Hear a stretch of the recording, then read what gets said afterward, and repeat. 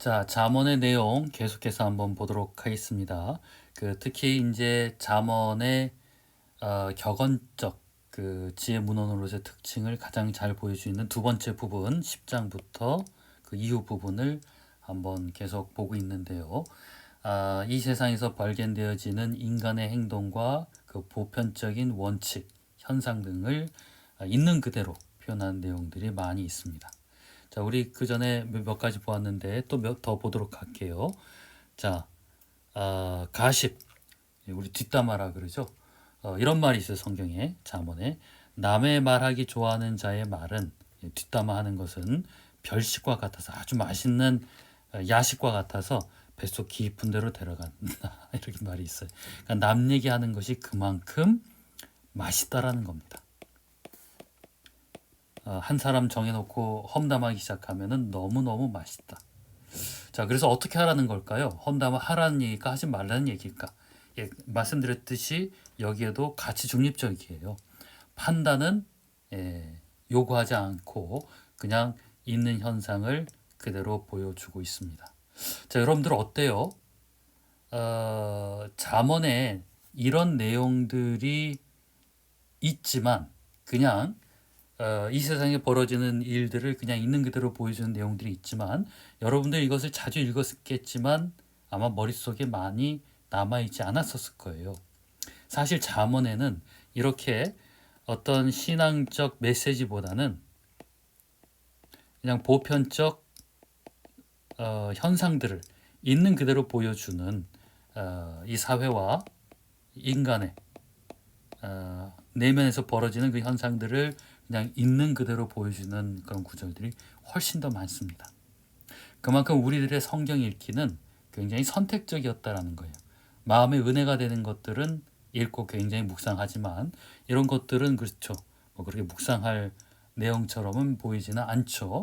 하지만 동시에 똑같은 하나의 말씀이니까 이것도 분명히 뜻이 있으니까 이런 것도 성경에 남아 있는 거겠죠. 이것을 어떻게 의미 있는 메시지로 만들어낼까라는 것이 여러분들이 가지고 있을, 여러분들이 가져야 할 어떤 숙제다라고 볼 수가 있습니다. 자, 그리고 이런 이야기도 있어요. 마음의 고독에 대하여서. 마음의 고통은 자기만 알고 마음의 기쁨도 남이 나누어 가지지 못한다. 여러분들 마음속에 있는 기쁨이든 고통이든 남이 절대 알 수가 없다라는 겁니다. 글쎄, 좋게 얘기해서 기쁨도 슬픔도 함께 나눈다 그러지만은 그것은 불가능한 일이에요. 여러분한테 어떤 굉장히 기쁜 일이 생겼어요. 뭐 로또를 뭐 해서 뭐 몇십억이 생겼다든가 아니면은 뭐 멋진 이성이 나에게 고백을 했다라든가 뭐 이런 좋은 일이 생겼어요. 막 옆에서 누가 축하를 해줘요.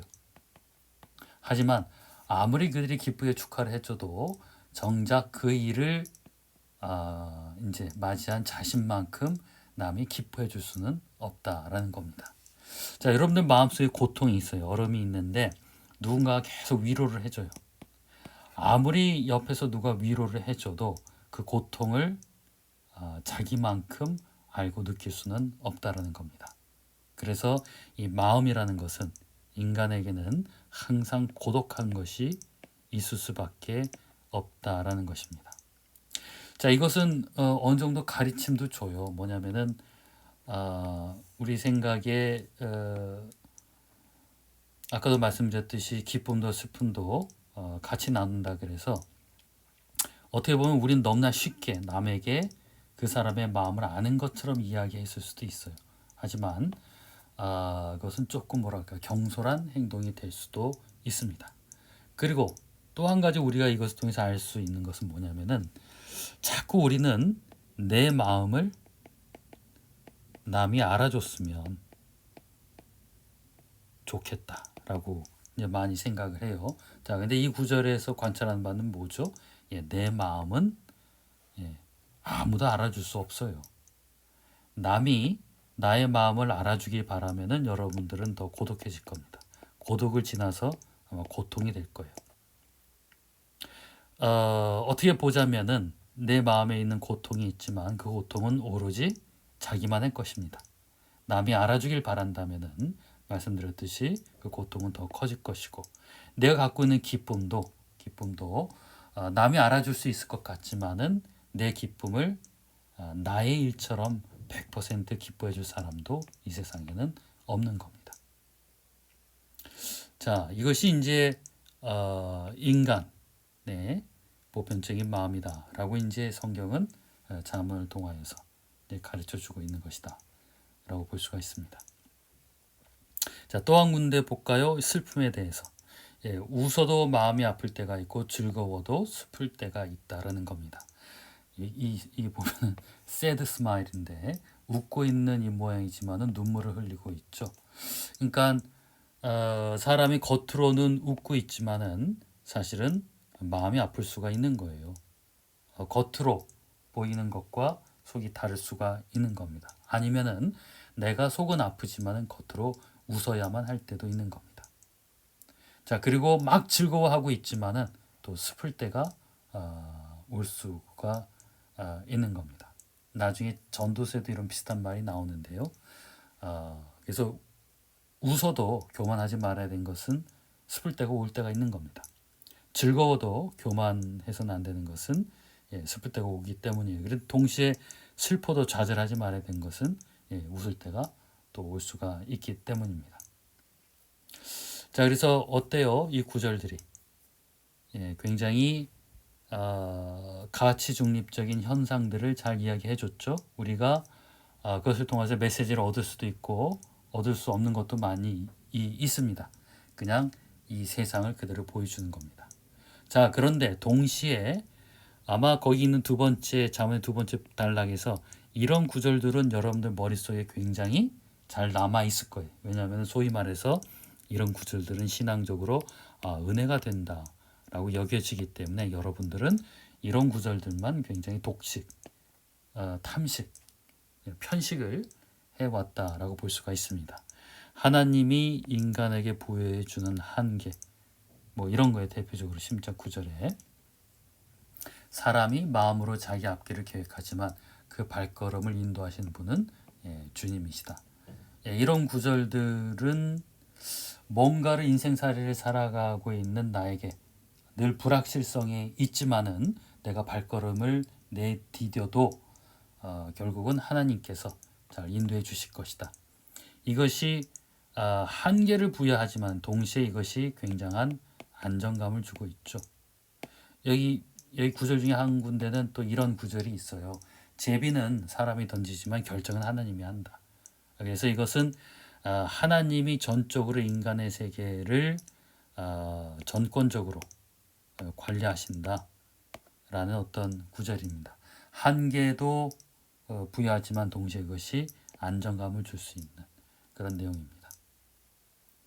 자, 그리고 낙천적이고 긍정적인 내용 같은 게 있어요. 뭐 이런 구절입니다.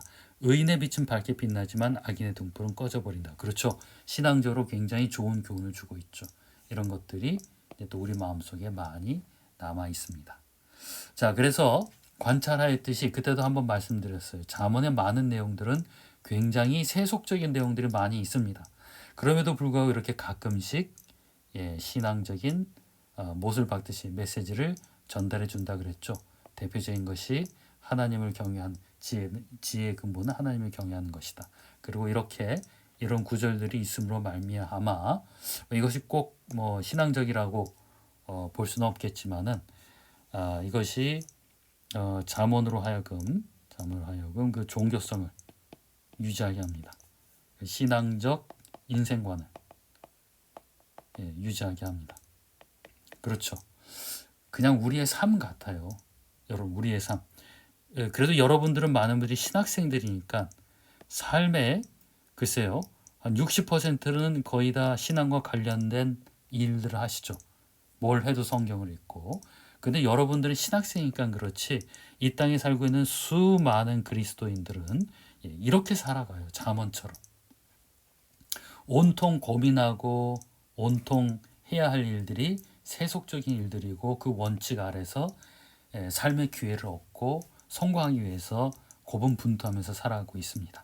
그 가운데에 난 그 가운데에 이러한 하나님의 말씀을 붙들고 그것이 내 인생 전체를 차지하지 못하더라도 일주일에 한 번 교회를 간다 하더라도 그것이 이 땅의 많은 그리스도인들의 신앙적 인생관을 그 신앙을 붙들고 있다라고 볼 수가 있습니다.